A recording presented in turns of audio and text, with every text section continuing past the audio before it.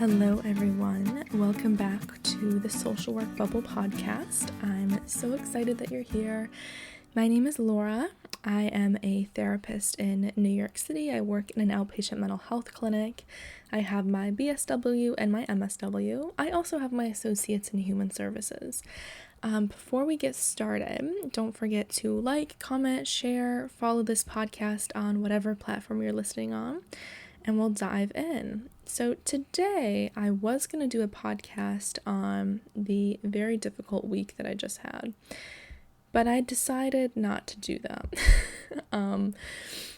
and do a more boring podcast, I guess, about paperwork, because I think it's something that we need to talk about. And I also feel like I've talked enough about stress, about burnout, about self-care. We'll save a rough week for another day. I think I've talked about it enough already.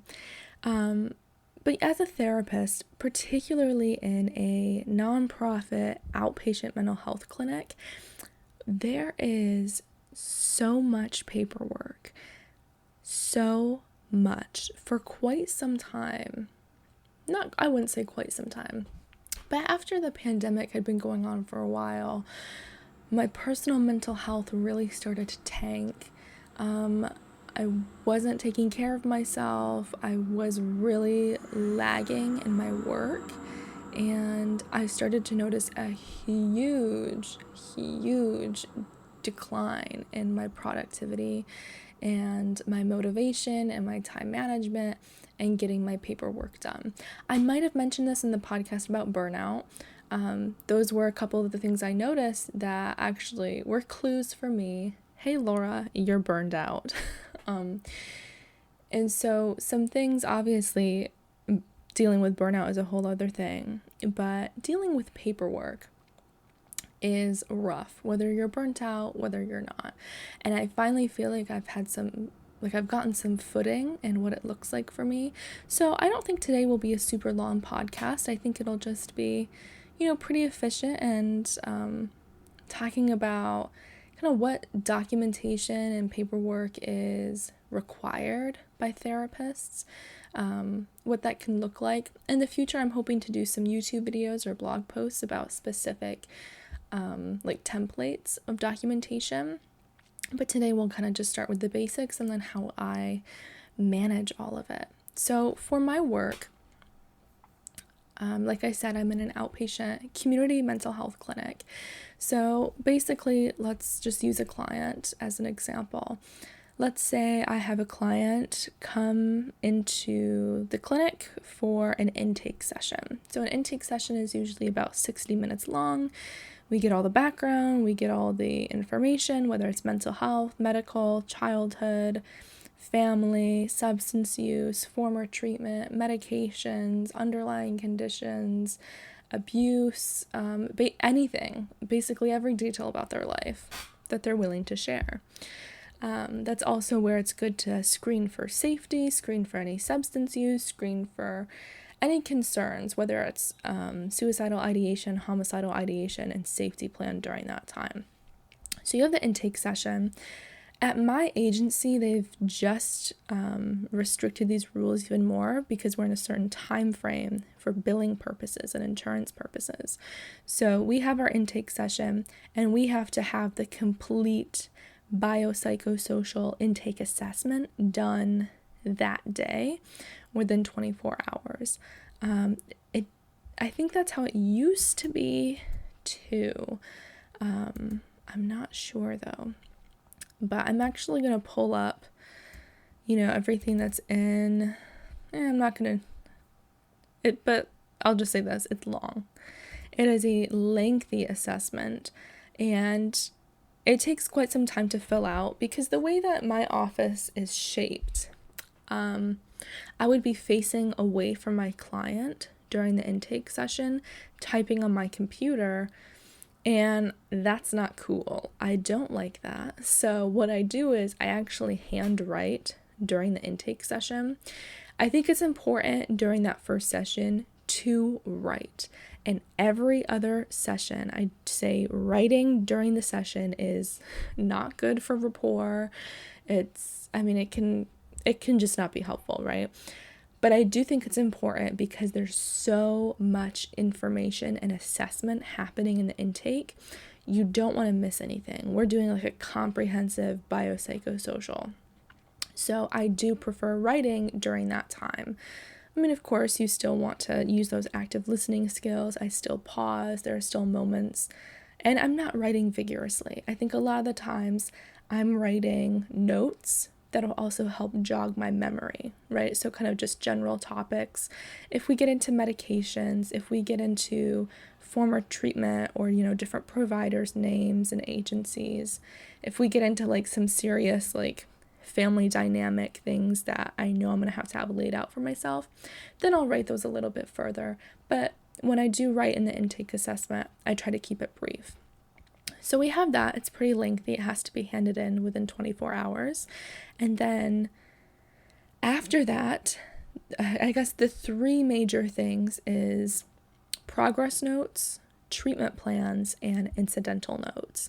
So for me, what that means is the treatment plan at my agency is due within the first 30 days of the intake assessment. And so for our treatment plans, we have to have 2 to 3 goals followed by, and each goal has to have, I believe, 3 objectives. And this is totally not what they taught us in school. But for my agency, I think this goes by OMH, the Office of Mental Health, their changed guidelines, which I think is interesting. But the goals and the objectives for my agency both have to be specific, measurable, within a certain time, of whatever the rest of the SMART goals things is. And then the objectives are the same way. So everything has to be written in that format, and there also has to be a part where it's in my client's words. So in a future video, like I said, I'll dive more into exactly what that can look like. But the treatment plan, they're due within 30 days. And then we have progress notes. Progress notes are kind of the main note as a therapist. Intake notes only happen once, typically with a client, unless they return to treatment, whether it's after a large amount of time or if it's with a different provider after a certain amount of time. They might redo the intake assessment. And then treatment plans at my agency used to be done every 3 months. And recently they changed it to once a year, which is a huge shift and has been a huge help in me staying on top of my paperwork. I mean, I'm sure you guys can imagine, right? Having to rewrite a treatment plan. I have 50 clients on my caseload. Having to do 50 treatment plans, one treatment plan for all my clients every 3 months. Crazy, absolutely crazy. So having that shift to once a year has, wow, really lifted that workload. And then we have like I said, the progress notes, which is just like the note on every therapy session. So every week you meet with the client for 45 minutes. Then you do a progress note based on, what the session contained. Part of the progress notes at my agency also can include a mental status exam, a substance use assessment, safety assessment, things like that as well are included in every session's progress note. And then incidental notes are, I think a honestly more accurate name would be contact notes. So I fill out an incidental note any time I talk with a client outside of their therapy session. The only time I don't do this, I guess it depends on the client. I try to be as thorough as I can. But if I do like reminder calls or something, I don't really do an incidental note for that unless it's a client that has been very iffy with their engagement in therapy. Like they've missed a whole bunch of sessions, perhaps they're also high risk or they're mandated for services. I make sure that I have incidental notes in there that are saying, I called this client, left a voicemail, I sent a warning notice, I sent this letter to them saying, when our next session is, I texted them here, I left another voicemail. So that way there's documentation of that. I try to do it with all of my clients, but I certainly prioritize ones where, having that documentation is all the more important.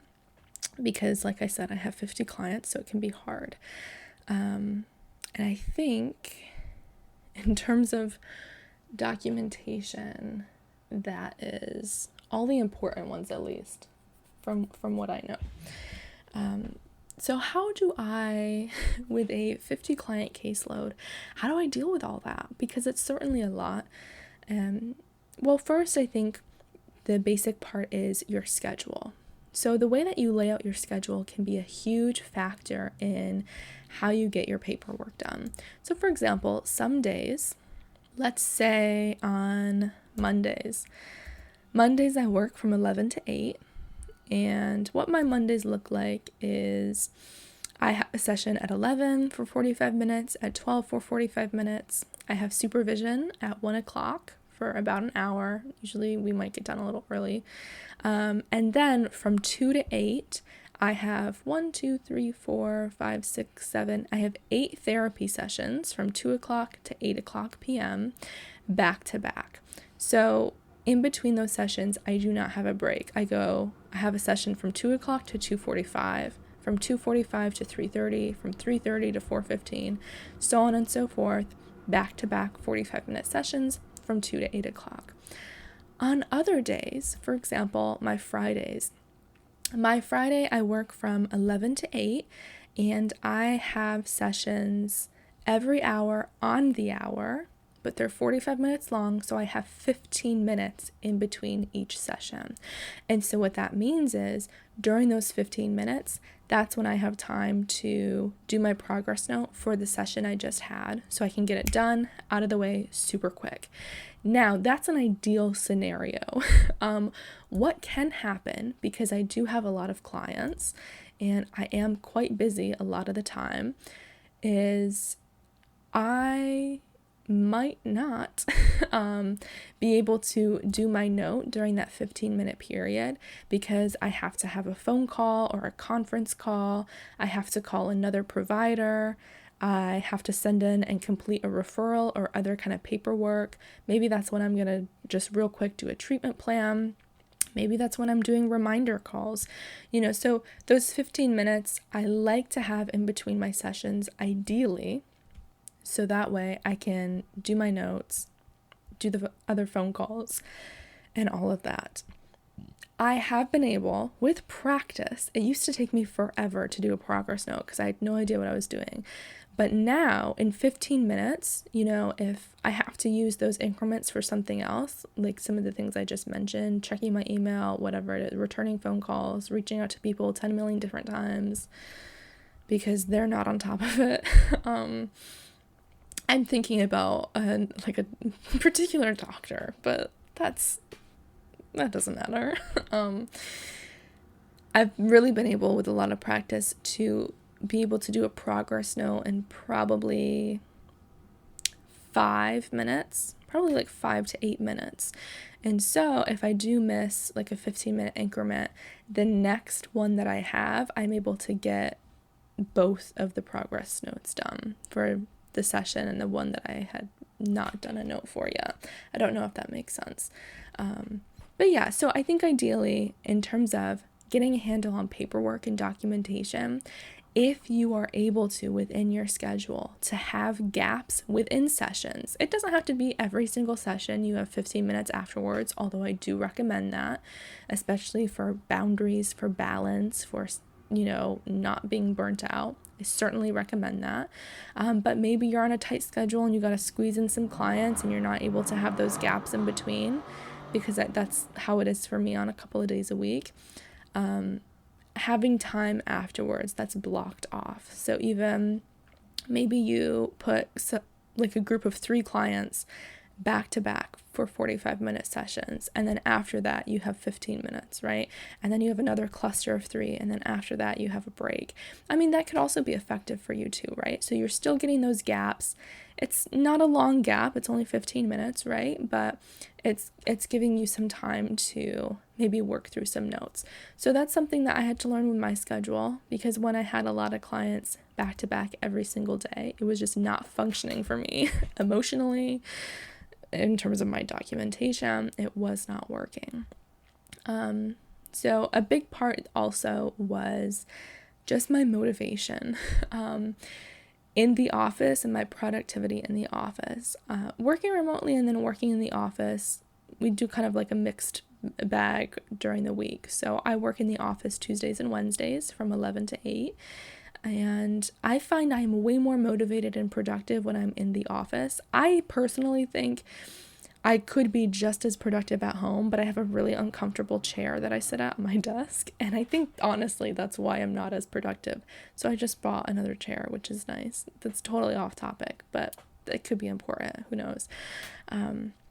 So when I am in the office, I do tend to get a lot more work done. I also, like, you have a full-on desktop computer. You know, when I work from home, I just have my laptop. There's something about just like a bigger screen, you know, I don't know what it is, but something with a setup where I'm just like, yeah, let's get some work done. But I noticed that, you know, particularly on a long day, I might have a few minutes in between sessions and I'm just really procrastinating and I'm putting off doing my notes because I just don't feel like it. And it's in those moments where I really have to tell myself, just get it done, Laura. Your future self will thank you for it. You don't want to do this later tonight. Just get it done now. And that's really knowing what works for you and knowing what doesn't work for you. I've had to learn the hard way that a lot of the times playing music doesn't work for me. I have found I really have a recent obsession with classical music because I was just rewatching Pride and Prejudice, both versions, like 10 million times in the last couple of weeks. And that has just spurred this classical music obsession that I have. And I've realized, you know, that's some great tunes I listen to in the office. It keeps me nice and relaxed and peaceful, but it's not distracting from my work. If I play other music, I know some people, they like to like maybe watch a show in the background or have a podcast running. I cannot function that way. So big part is know what works for you, right? If you focus better with no distraction, no noise, then don't have distraction and noise in your office as best you can. If you need to put noise canceling headphones on during that 15 minutes to get your work done, go for it, right? If you need to have music on, if you need to have a show in the background, go for it. Do what you got to do because you know what works for you and what doesn't. And I had to really push myself to do that. And also, like I said, something that we teach our clients, at least something I teach some of the kiddos and some of the adults, is consequential thinking, right? So really thinking through, okay, if I go forward with this decision and this choice, what's the outcome going to be? Well, you know, if I put off my notes right now, I'm going to have to do them when I get home because I know I'm not going to want to stay later and do them. So then I'm going to get home and I'm not going to be able to relax because I still have work left to do. Or I have to stay later tonight and finish this note when I have the time now to get it done. Or, you know, maybe a crisis could come up and I won't have the time I think I'll have later. And so I'll have to get it done now. And so really thinking through, how will this help me or hurt me if I make this decision, if I keep procrastinating, if I keep putting things off. On the flip side, sometimes there are spaces and moments where you just can't. You can't do the note. You got to go for a walk. You got to eat your lunch. You have to take care of yourself in those ways. In those moments, you do what you need to do, right? You listen to your body. You do the best that you can. So, another part of how I stay on top of my notes is during the day, one of the hardest things for me to keep track of is the incidental notes because they really pile up. So I've actually, just part of my daily to-do list, I have this section where it's just like calls I've made that day. And I just put the initials of who I talk to. And then later on, I cross it off when I do my notes. And I have the same thing in my notebook. So what I like to do is in my planner, which I do use. So I actually just released this digital download planner on my Etsy shop. It's called the Flourishing Therapist Planner. You can find it at the Social Work Bubble Etsy shop. But I love it because on my daily planner, I've laid out the daily planner page. It's from 8 to 8 in 15-minute increments. And so you can write down the initials of clients, and I keep all this at work. And I guess I have to bring it home for when I work remotely. But when I only cross off a name. So basically, I check mark when they've attended their session. I put an X if it's been canceled or they missed it. And then when I write the progress note, I put a line through their name or through their initials. So I know that's done. At the end of the day, every single day, we have to send in summaries of the clients that we saw and if the progress note is done. And so there is that administrative accountability there because we have to do that every single day. And they recently just changed it to our progress notes have to be done by the end of the day. It used to be within 48 hours, which I honestly preferred, but having a tighter deadline has also allowed me to make sure I'm getting my notes done that day, so they're not going over into the next day or the day after that or the day after that or the day after that, which leads me to my next point. Have boundaries for yourself, have limits for yourself. I used to think, having 48 hours, that's great, right? That's a good amount of time. If things come up, you still have time to get your notes done. And not be late for billing purposes. And I realized that's not something that worked for me because I am a chronic procrastinator. For being such a productive person, I procrastinate a lot. And I know this about myself, but for some reason it just didn't click that if I was given 48 hours, I would wait the 48 hours, maybe even a little bit more, to get my notes done. And so even though I was kind of annoyed when my agency changed the rules to get them done at the same day by the end of the day, I was super annoyed by it. But now I'm just like, you know what? That was probably a great decision, particularly for me, because I needed accountability outside of myself to get these notes done the day of. And now I know how good it feels when I do. I can come home and not be stressed about it. I can truly leave work at work, which has been delightful.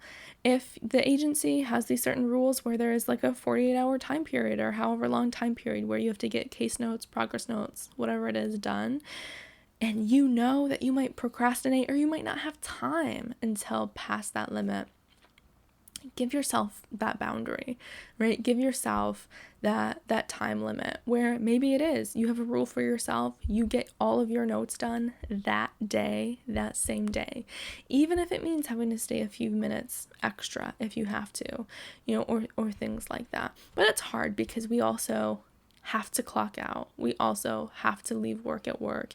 We also have to have balance in our life if we don't want to burn out. And so finding that balance can be very difficult, but something that personally has worked for me is having that rule, getting notes done at the same day and not leaving it to a day later. It's also because of memory, right? Our progress notes and the documentation that we complete, although it is tedious, although it is boring, and when we have a lot of clients, it is overwhelming. It is a reflection of us. It is a reflection of our client and their progress and who they are and how they're doing and their mental health. And so we also want to be very careful and very thorough with the documentation that we submit because, it's a reflection of our work and of who our client is. And a lot of the times can be used in situations to make our client look good or bad. And so we want to make sure that we're being very mindful when we're doing our paperwork and that we're being very thorough and accurate.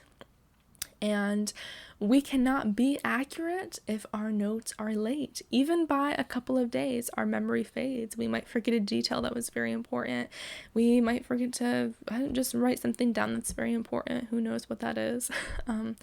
But also keep that in mind. Yes, when we talk about documentation and paperwork and social work, I think they're all just like this collective sigh because it is a lot and it is overwhelming.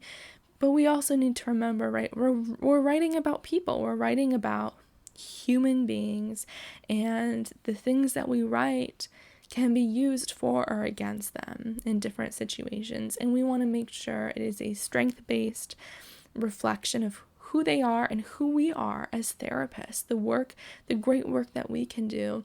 We want to make sure that it's accurate. We want to make sure that, it's just professional and that it's thorough, because it is important, even though it's tedious and overwhelming and a lot of the times just terrible. So I think I'll end there.